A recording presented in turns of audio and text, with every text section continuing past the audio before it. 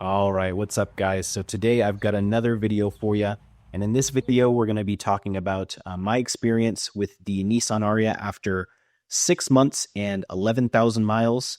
And I'm going to kind of go from A to Z. So we're going to talk about, why I chose to get the Nissan Ariya, what other options I looked at, my experience in these 6 months and 11,000 miles, road trips, commuting, and kind of just go over general pros, cons, and things that I'm indifferent about on the car.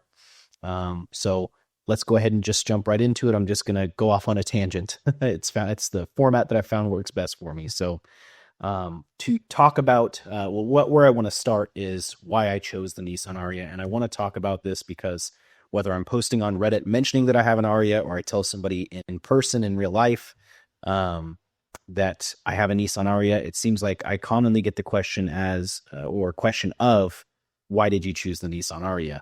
And I think this question stems from the fact that you really don't see a lot of Nissan Ariyas on the road. It doesn't seem like Nissan's produced a ton of Ariyas. They were late to the market with it. And I think it's just overlooked. A lot of people don't know about it, or a lot of people don't think about it as an option. And I actually found myself in that initially when I had a big list of cars to consider. The Ariya initially wasn't even on it because I kind of just forgot about the Ariya.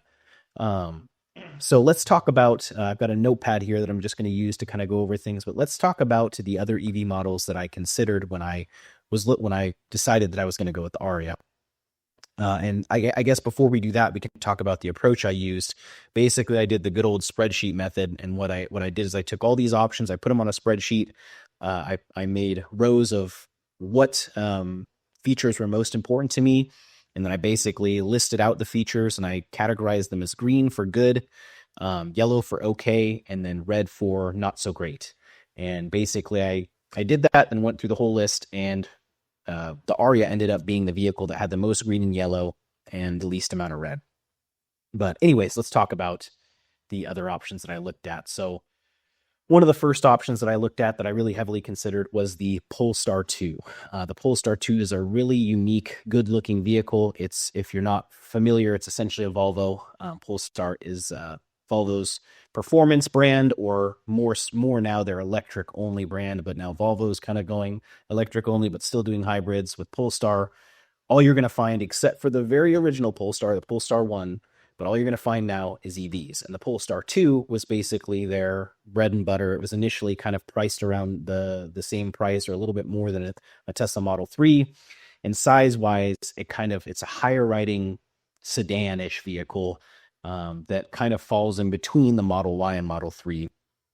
And I was looking at it, number one, because it looked really good. Number two, because I really liked the fact that it had Android Auto, and I liked the idea of Android Automotive, not to be confused with Android Auto, which is basically the whole infotainment is Android based. The whole control of the car is based with an Android.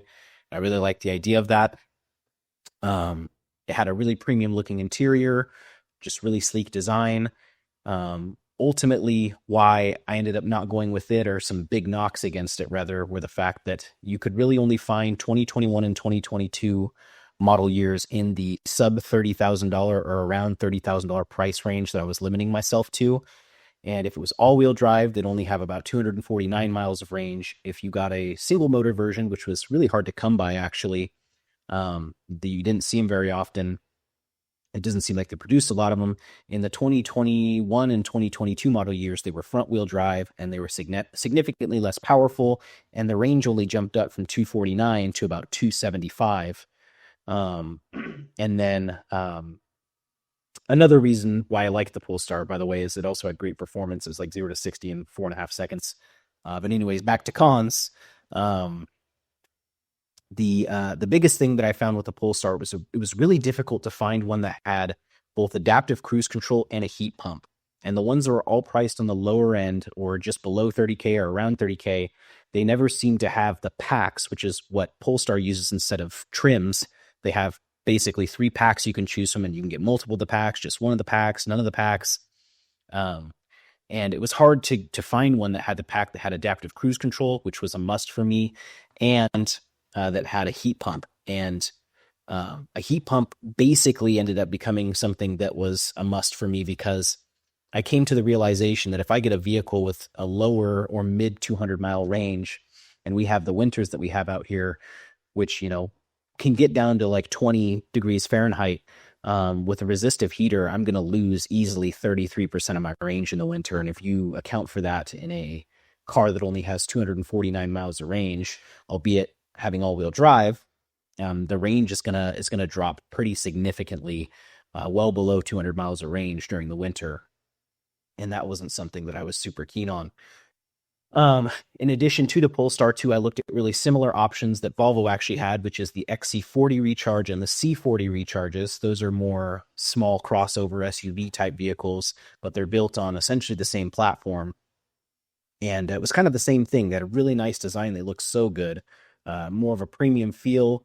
The Android Auto, good performance in all-wheel drive. I don't think they even offered those in front-wheel drive. I didn't see them, and I don't think that they were even offered. I think they are now, but I think in the original model years they weren't, or they were very few and far between as well. And realistically, the issue with those kind of came down to the same thing as the Polestar 2. You had to find higher trim. They didn't do packs for the Volvos. They did trims, but you had to find a higher trim to actually get a heat pump and adaptive cruise control. And they had even less range than the Polestar 2. In fact, the first model year, the XC40 was only rated at 208 or 202 miles of range.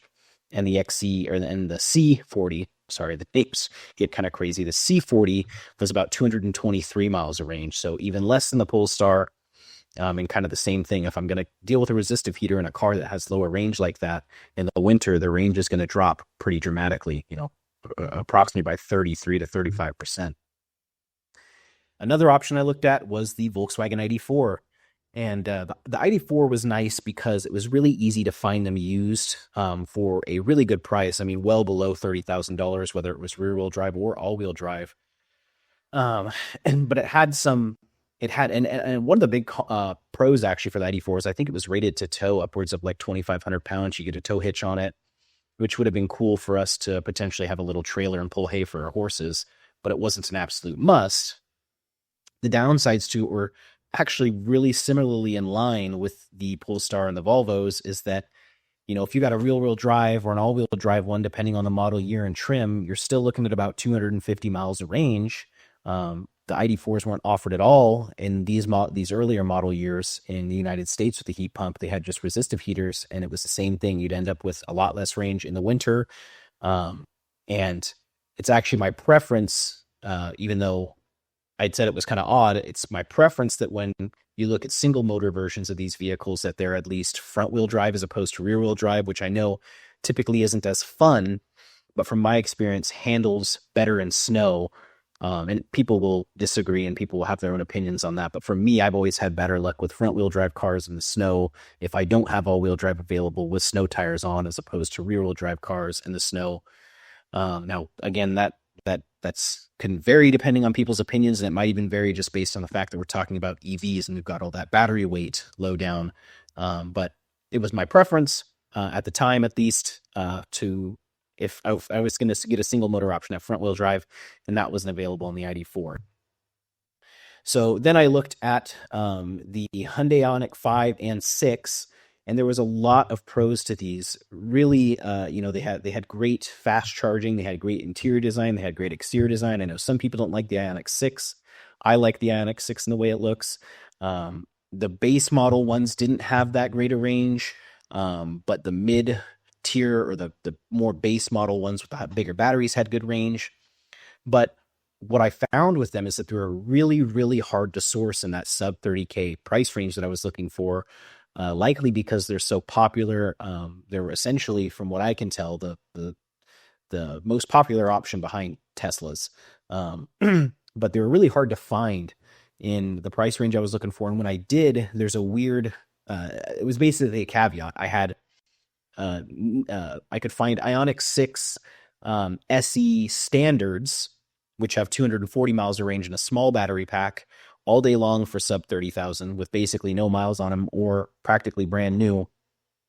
I'm guessing because I had a hard time selling them. But then I'd have to deal with 240 miles of range. I believe the Ioniq 6 by default had a heat pump. So not that bad, but it was lower end of the range that I was looking for, albeit fast charging as well.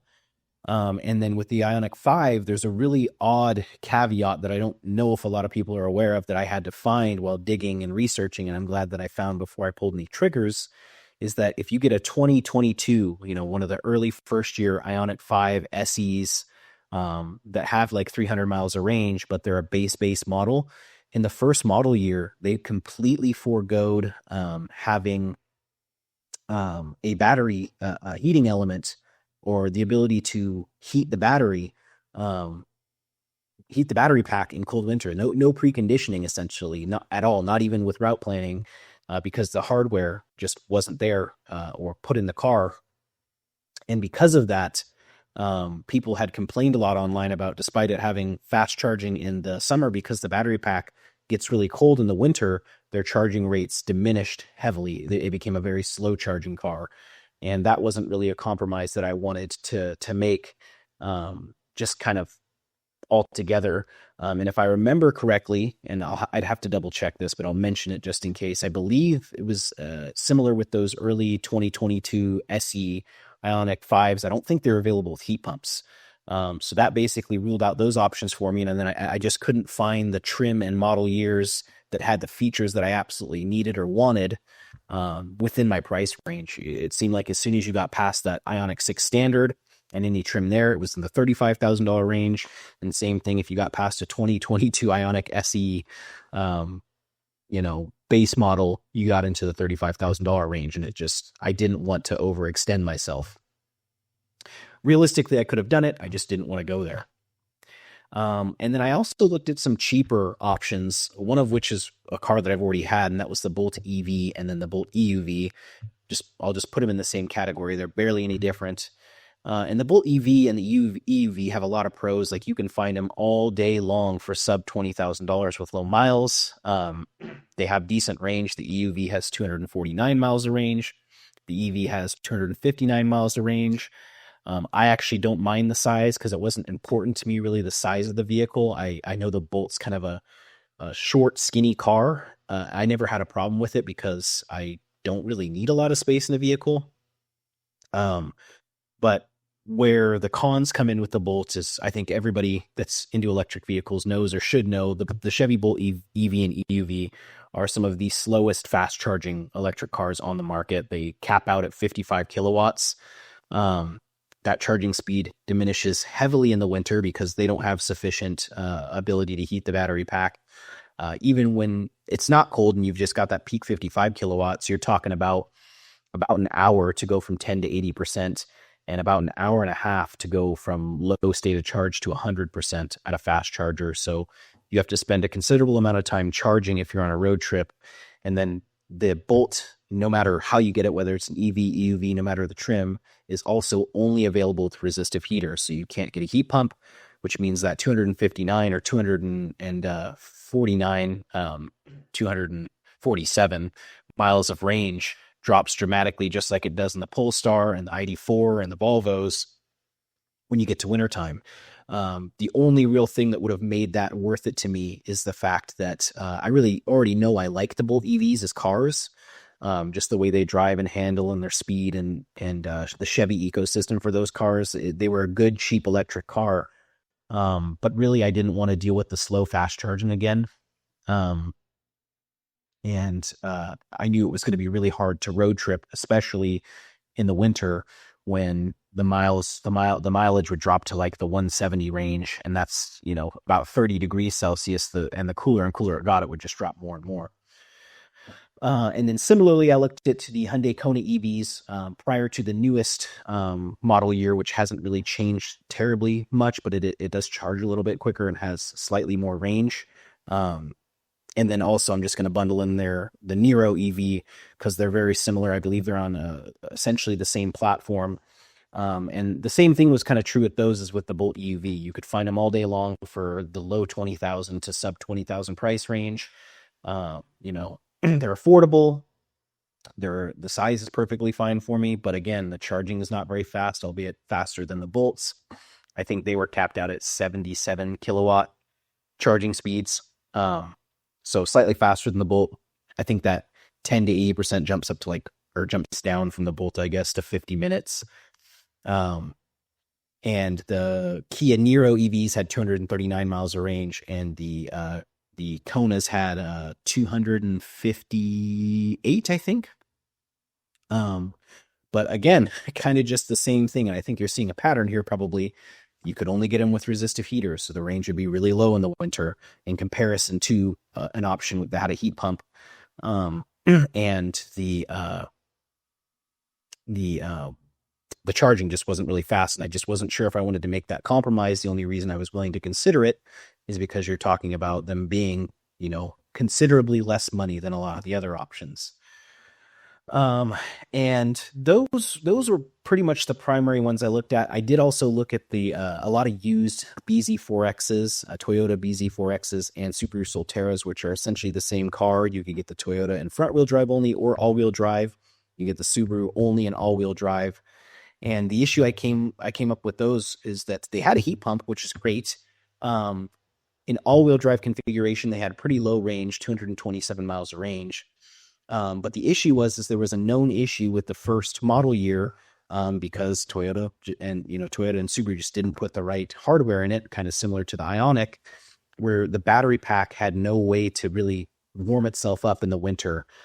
So the cars would charge considerably slower than what they're even advertised to do. I mean, you're talking about Bolt charging speeds in these with Bolt levels of range, if not less.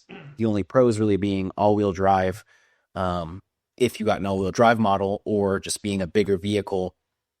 It was kind of just a hard sell. And also they completely lack a battery heating ability in that first 2023 model year. So they also kind of got ruled out the list. So saying all that, it's kind of a long way of saying what I came to the conclusion of is that for what EV I wanted, it was going to be important to me that it had a ability to warm up and precondition the battery in the cold weather.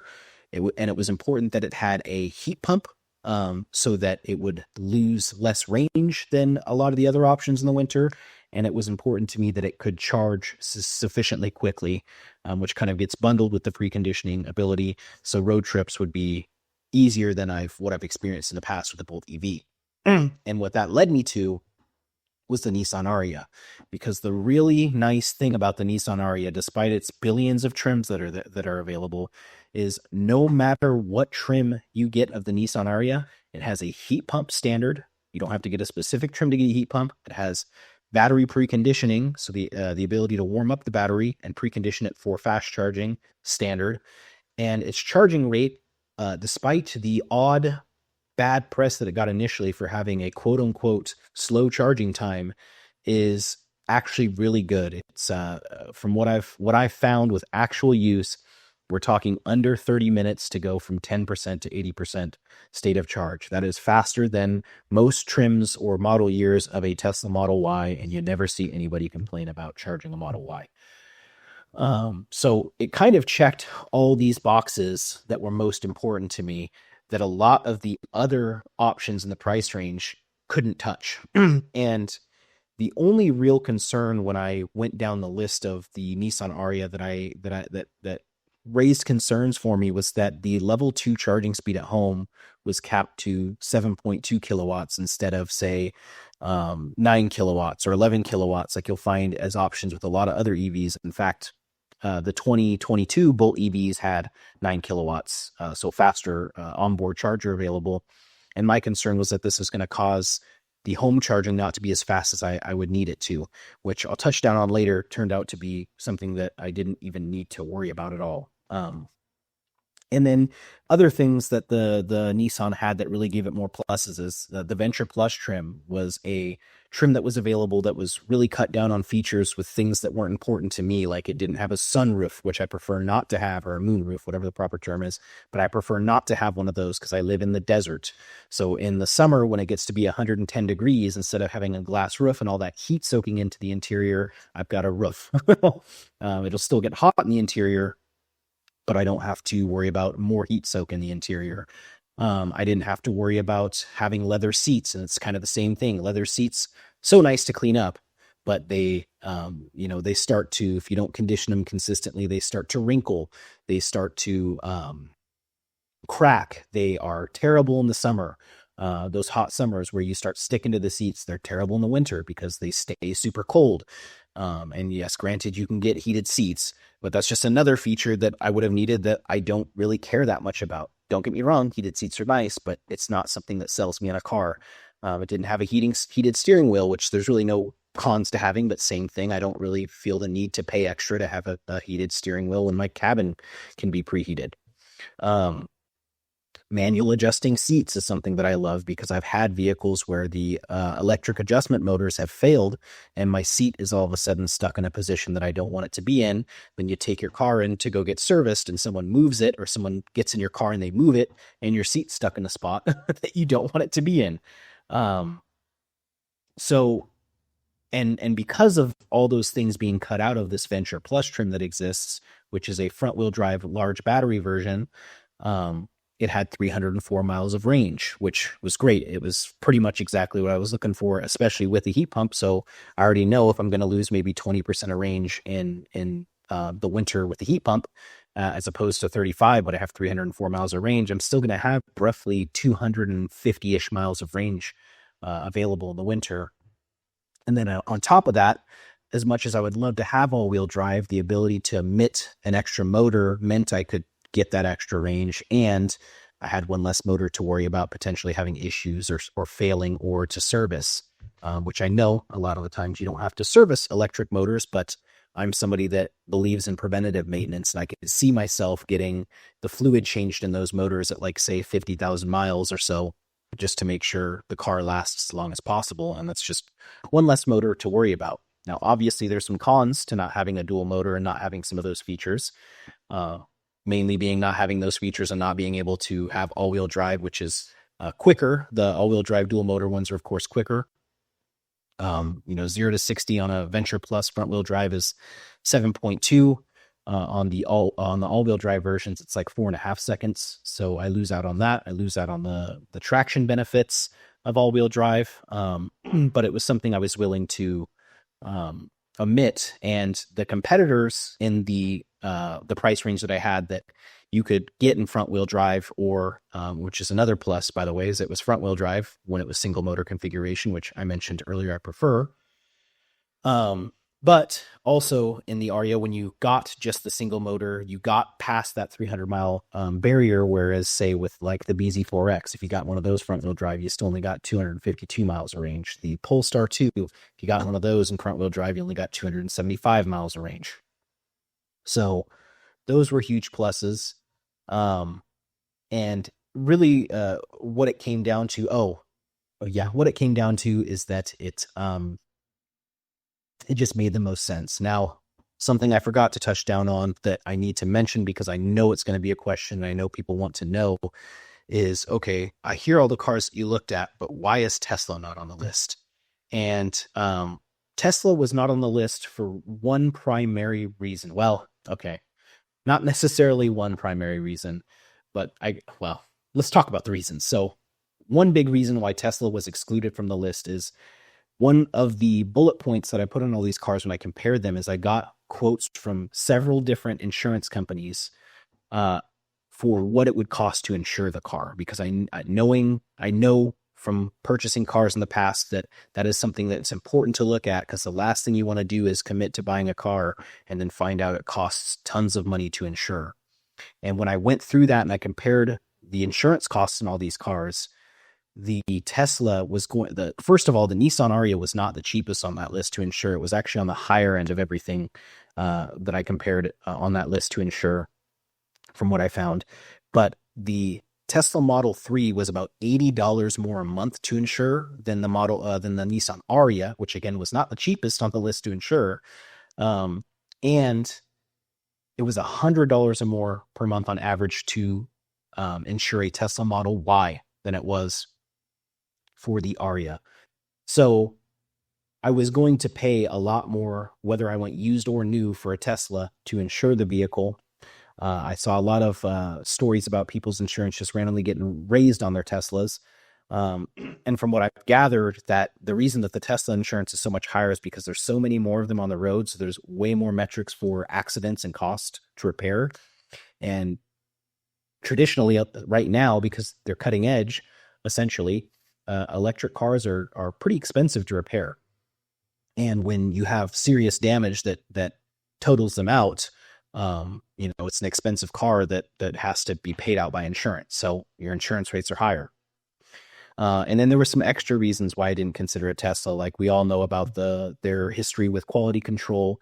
You can find it all over online. Massive panel gaps, poor paint quality, paint just completely missing in certain spots, issues with suspension, issues with road noise. It's just all over. And I just could not, I just could not in good conscience consider it. And I know Teslas have some massive perks. They have access to the Tesla Supercharger network, which is by far the best charging network available, the most reliable, the easiest to find. There's stations everywhere, and they by far have the best software, and everybody knows that their software is better than any other competitors on the market.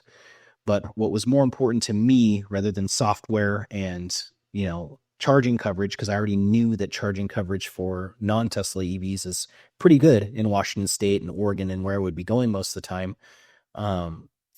It was more important to me to get a car that felt like it was going to be, that was built well, that wasn't going to have all these quality control issues. It was going to have nice suspension, that wasn't going to have crazy road noise. And those are the reasons why Tesla was not included on those lists. But I did look at them, and I could have, I guess, said that they were an option that I considered, but they were quickly ruled out for me, primarily based off insurance costs. So, saying all that, after what seems like hours of talking about why I chose the Ariya, let's talk about my experience with the Ariya after these past 6 months and 11,000 miles. And let's start with the driving experience. So, from what I found, the ride quality on the Ariya is really good. It has what I would call soft suspension. And for me, it works really well for my commute to work, which is primarily highway speeds and driving around town, which is obviously town speeds. It works great. There is one caveat to that, and you'll find this online when you see people talk about the Ariya, is the Ariya suspension is basically too soft. And if you are newer to the car and learning how it brakes, so this is when I noticed it. I was kind of learning how the blended braking worked and getting familiar with it. When you get a new car, every car feels a little bit different. The brakes feel a little bit different. That's how it felt with the Ariya. And as I was learning it, I would stop more abruptly than usual with other cars. And what I would find is the suspension would need to settle. It would basically rock back and forth a little bit as I stopped. And what you'll find with the Ariya is if you have to make a quicker stop or stop quicker than you expected, you'll find that the suspension takes a little bit of time to settle. And what I basically gather from that is the Ariya suspension is a little too soft. It does a good job of absorbing, the bumps in the road, and you don't feel them necessarily translate to your body that much, but you can feel the car rock about a little bit more. And you can even feel, like I didn't feel with the Chevy Bolt when I had it, when I cornered, it felt really grounded. In the Ariya, it still feels grounded, but you can feel almost a little bit of body roll. So that's my thoughts on the suspension of the Ariya. It still feels close to, more close to a luxurious ride than, say, a poor ride, in my opinion. You might find other people's opinions online different, but it is also clear to me that it could have been a little firmer of a suspension. One thing that I really love about the Ariya is a feature that I've never had in any other car that I had before, and it's adaptive cruise control. Oh my God, it's so nice for my work commute that is 75 miles a day total. And for the road trips that we've taken, which we've done 6 so far in this car, around 500 miles round trip, it is so nice to have that adaptive cruise control. And if someone slows down in front of you, the Ariya slightly slows down. And then if they speed it up, it'll speed up again. And you have time to think about, okay, am I going to pass? Or I just chill out for a second? And you don't have to worry about, I'm going to turn my cruise off and coast for a little bit and turn it back on, or braking and stopping your cruise and then turning it back on. It is so nice. And it's also been really comfortable for the road trips that I mentioned. All of them have been basically 500 miles, just ever so slightly short of 500 miles. And it's been good. Ride's nice. Nothing to complain about. I guess one thing to mention about the adaptive cruise control is there's been a couple odd quirks with it. There's one spot on my commute to work where I have to turn it off and turn it back on because it's kind of an odd exit that you don't have to take, that the car seemingly thinks you have to take and follow the road. So it will just start slowing down once I get near that exit, no matter if I'm in the right lane or the left lane. So if I'm further away from the exit, it still starts to slow down. And then there's been a couple odd times where I get a sensor malfunction and it says, hey, the radar sensors aren't functioning. You can't use cruise control right now. And when that happens, I completely lose the ability to use cruise control at all. It's not that I just lose the adaptive abilities. I completely lose cruise control. And at that point over these past 11,000 miles, that's happened about 3 times to me total, which isn't crazy, but it is a little bit annoying. It's not ideal, obviously. And I will say one of those times there was heavy fog. And so it makes sense to me why the sensor quit working at that point. But the weird situation where it thinks I have to take an exit is kind of annoying and not great. I don't know why it does that. I can only assume it's because of kind of the odd layout of the road. So something to note there about the adaptive cruise control. And sorry, let's get back to the road trips. The car's been great for road trips because the car does 10% to 80%, which is typically kind of, you're going to get at a charging stop at around 10% or slightly below, when you typically want to charge to 80%, maybe a little bit higher if you have a longer jaunt. The charging time has been great. We typically find ourselves sitting at a charger for, I'd say, less than 35 minutes for sure. But it's come out to be, I have an actual charging, I have an account with EA and I have a snapshot of one of the better charging times, and not even better. It's what I mean by that is in consistent weather. So good weather, say 80 degrees outside, you're going to get, or with a preconditioned battery, you're going to get 10 to 80% in 30 minutes. And that's been great. You can sit in the car with the heater going and the cabin stays nice and warm. You just look at some TikToks or scroll through Facebook or talk to each other and just, enjoy the nice break, or go into wherever there, if there's a place with like one of the chargers we stop at is at a Walmart, basically. A lot of times we'll go into the Walmart and we'll go grab a snack or a drink if we need one. We'll go use the restroom. A lot of the times you'll find that chargers are positioned near a place where you can go to the restroom and it works out perfectly. So yeah, the road trips have been great. We haven't found, I have not found being like, oh, this car just being electric is adding so much more time to this road trip, especially in that 500-mile range kind of round trip. You typically only have to charge twice, and you're talking about adding maybe an hour total to the total trip. So that's what I'd say about general driving experience. When I talk about winter performance right now, which is what we're experiencing currently, for the past month or so, we've been getting sub 35-degree weather. And the other morning, it was 27 degrees outside. It did not have the Ariya plugged in.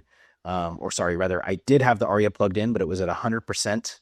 And I get out to the car and the Nissan Ariya is saying I have 250 miles of range at 100% state of charge when it's been 27 degrees and cold soaking the entire night. And that has been great. That's really what I was hoping for, because what that means is that I'm getting the range that these other vehicles that I looked at and compared to, we're going to get in ideal circumstances in the least ideal circumstances that I'm going to experience here. For the most part, can get a little bit cooler sometimes than that. Like I said, about 20 degrees. But that has been awesome. I will say the winter performance for the tires is not great with the tires that come with the Ariya. They are Bridgestone Alonzas. And if you look online, there's all kinds of different issues with those tires. They're basically summer tires. I think they might be sold as all seasons, but they're basically summer tires. They don't do well in wet. But that being said, I've put 20,000 miles on them, or I've put 11,000 miles on them, and they've been on since the car was sold, or since the car was made, rather, and have 20,000 miles on them. I just got my tires rotated, and the shop that rotated them said I should have about another 15,000 miles on the tires. That said, I don't drive like crazy. I drive pretty regularly. I don't speed. I'm used to EVs now, so I'm used to how they feel, and I don't get addicted to that instant torque anymore. Or rather, I am, but I don't have the need to gun it every time I'm at a stoplight. So I'm not really hard on my tires, but so far they're lasting. They're just, I don't expect them to be great, and I don't even want to really drive on them in the winter. If it snows, I might have to take our Subaru Solterra that my partner has, or um, potentially just work from home if it's an option for me that day. So um, that's the winter performance, and that basically touches down on the the heat pump and the pros of that and the range.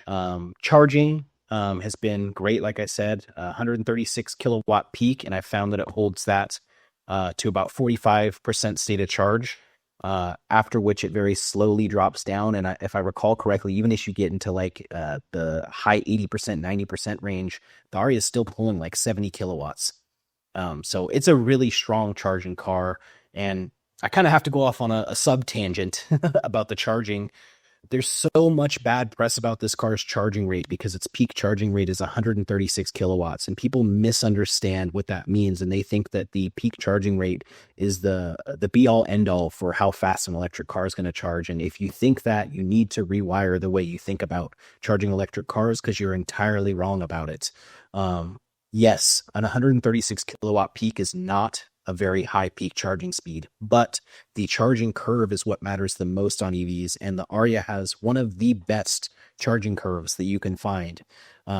It holds 136 kilowatts up to 45% state of charge, almost the battery being charged to 50%, and then it very slowly drops down and continues to charge very quickly, and that's why you see that 29-minute 10 to 80% state of charge. And I would be interested in seeing actual data on if it's quicker from 80% to 100% than other EVs, because I would guess, based off how well it holds that kilowatt, its charging speed deep into the charge, that it probably is. So don't, when you see videos and people knock its charging rate or charging speed, please understand that that is not indicative of how fast the car will charge. Tesla Model Ys have a peak of 200 to 225 kilowatts, and you will find that the Ariya will charge faster from 10% to 80% than most Tesla Model Ys that are available on the market right now. And it varies depending on battery pack, but it will either be the same charging speed or quite a bit faster. I mean, you can go watch, I feel so bad. I can't recall his name right now, but I believe he works for Alpatronics, and he does a video on his Tesla Model Y. I think it's 4680 or 4860 battery pack that he's getting rid of and gonna get another vehicle. And his charging time from 10% to 80% is in the 40-minute range.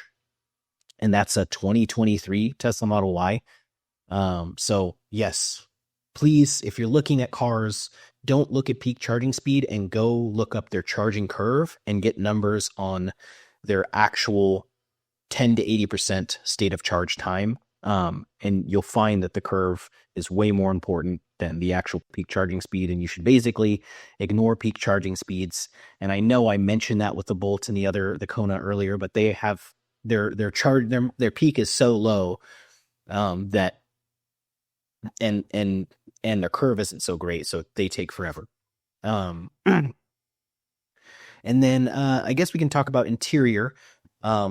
I have the Venture Plus, so like I said, it's the most, it's like a base model with a large battery and single motor. And because of that, it has cloth seats, which is my preference, because like I said, I don't really like leather in the summer or winter. It's got really nice materials. The dash is like a faux wood grain.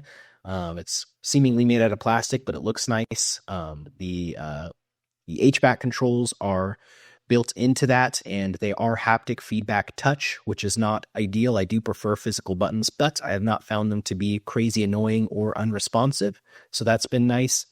The Venture Plus has a fixed center console, unlike most other trims where there's a motor built in where you can move the center console forward and backwards. And that works fine for me. I it's kind of feels almost like a gimmick, like just give me a deep center console. And the kind of crappy thing about the Venture Plus is, despite not having that motor and ability to move, they didn't give you a deeper center console because the motor's not there. They just gave you the same not so great amount of space, which I'll touch down more on when we get to pros and cons. Um, and then, yeah, the overall materials, it's not a crazy amount of piano black. The screen looks nice. The dash is like a faux leather. I'm assuming faux leather. Um, the rear seats are nice. The back hatch is nice. Again, the model I got, it's not that fancy, so it doesn't have a power assist rear gate. It just has a manual lift up with struts, but that works fine for me. It's a nice car. There's really not much to complain about here. I would say if you look at it's the higher trim interiors with the leather seats are much more bougier and much nicer looking to a certain extent, just because those seats really stand out. And I would argue that you could see the Nissan Ariya being branded as an Infinity in the higher trims, like it could have been an Infinity. But I like the interior of the car, despite having a base model. So I don't really have anything. Well, I do have some things to touch down on the pros and the cons that about the interior that could be better, but overall, I'd say it's pretty nice. Climate control, like I said, the controls on that faux wood section, even though they're touch and haptic feedback, they're really, really responsive. I've never seen any, I've never had any major issues with them.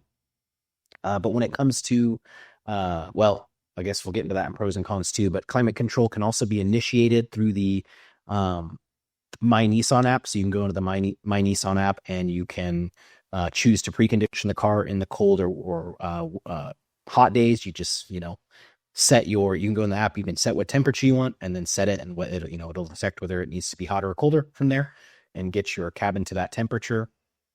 And that works well. So I guess we'll get to general pros and cons. So for the Ariya, I would say pros has got to be the heat pump, which is great for winter efficiency.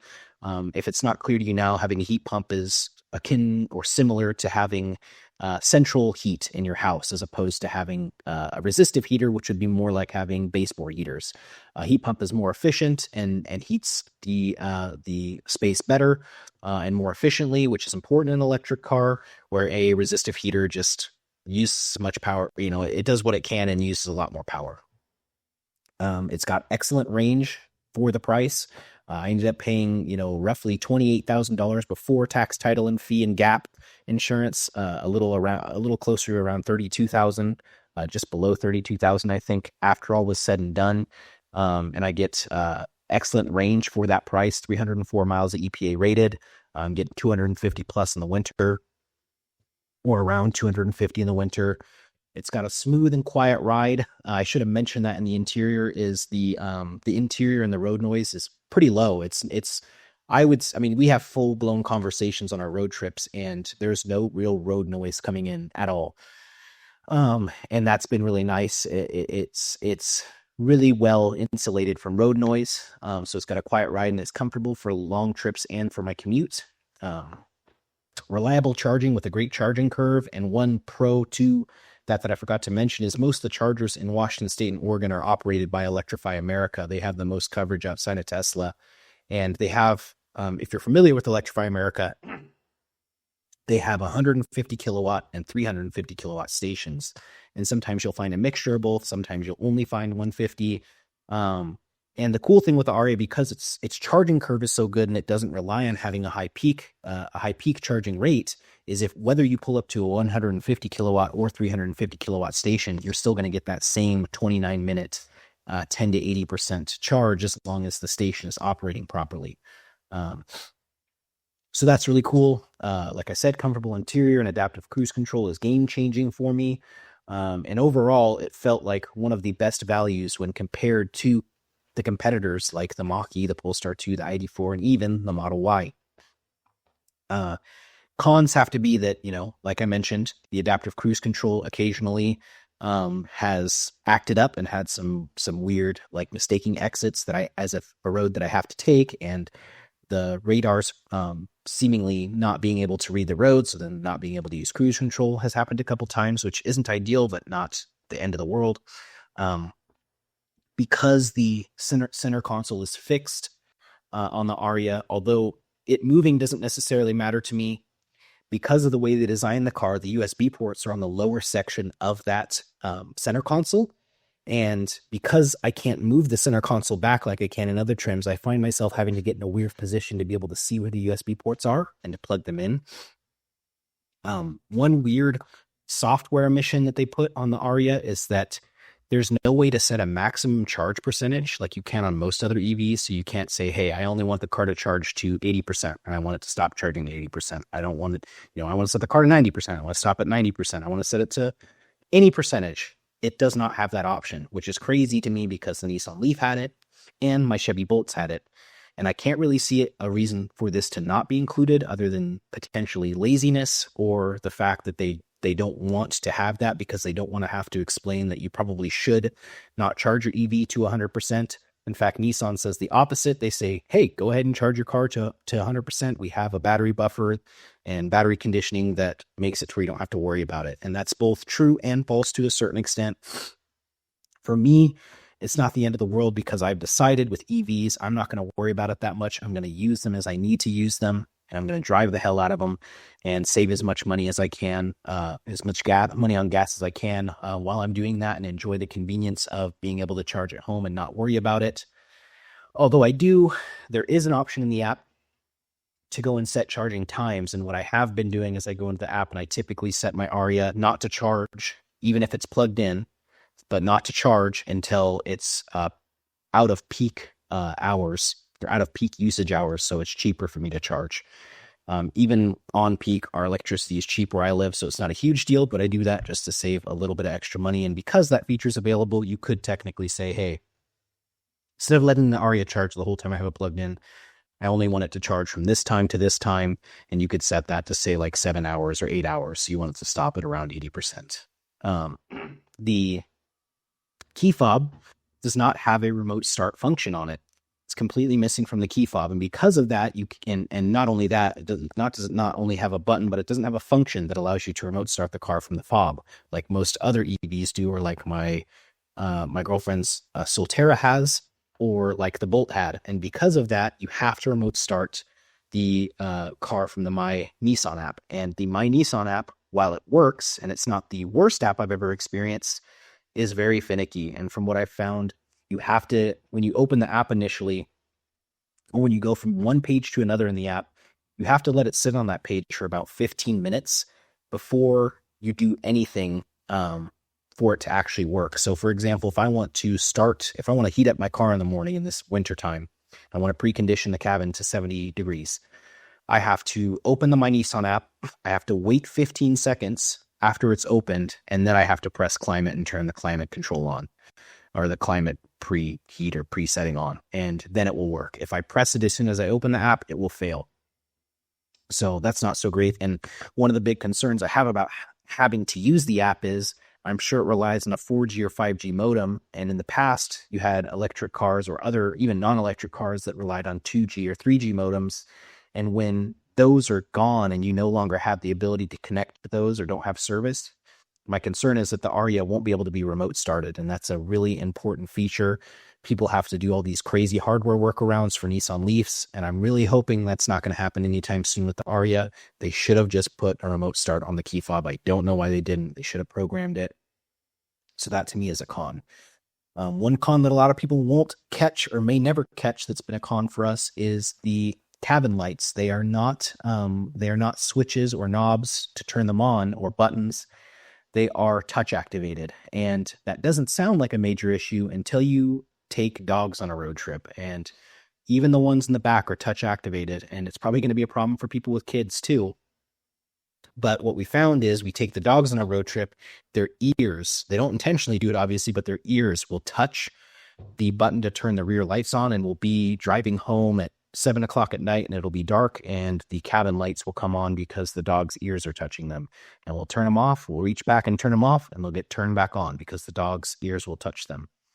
There might be a lockout that I'm not aware of. I don't know if there's a lockout in the software or if there's a hardware button lock that I can press, but if there's not, it seems like an oversight, and it's really not something that I find necessary. I feel like they should have just put buttons or switches that couldn't be accidentally activated.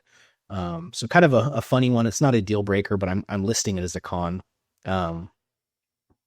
The left-hand armrest, so the armrest on the left side of the driver or the right side of the passenger, I guess, the door armrests, I guess would be the better way to put it. They sit lower than you'd expect and lower than they would in most vehicles. So you can't really use them as armrests. If you try to, you're going to have your armrest in the middle where your arm's up at armrest height there, and then your arm's going to be sinking down or lower on the left side. It's hard to explain, but it's not very ergonomic. And because of that, I don't even use that as an armrest like a lot of other people would. So kind of just, again, not a deal breaker, but it's got to be listed as a con. And then some things I'm indifferent about.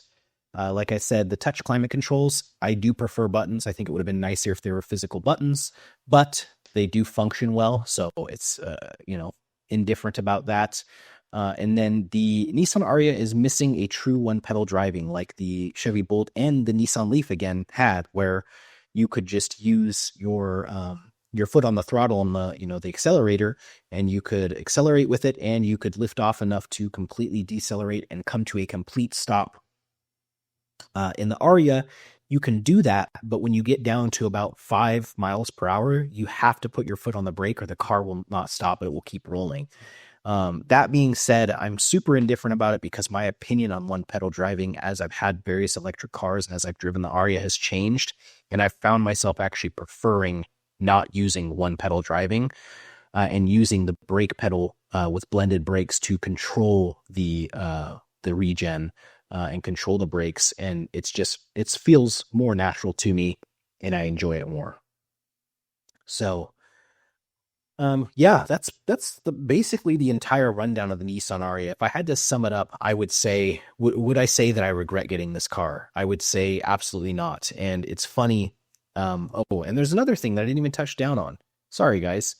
Another thing that should have been in pros for the Nissan Ariya, and it's not in there because I started writing this before this just happened on the 10th, is the Nissan Ariya now has access to Tesla's Supercharger network with an adapter, albeit you have to get a very specific adapter. At least that's what Nissan says. They explicitly prohibit using other adapters. But you can now get an adapter and charge at Tesla Supercharger stations, and I can't tell you how nice that is. Can you get away with having an EV without a Tesla Supercharger access? Yes, you definitely can.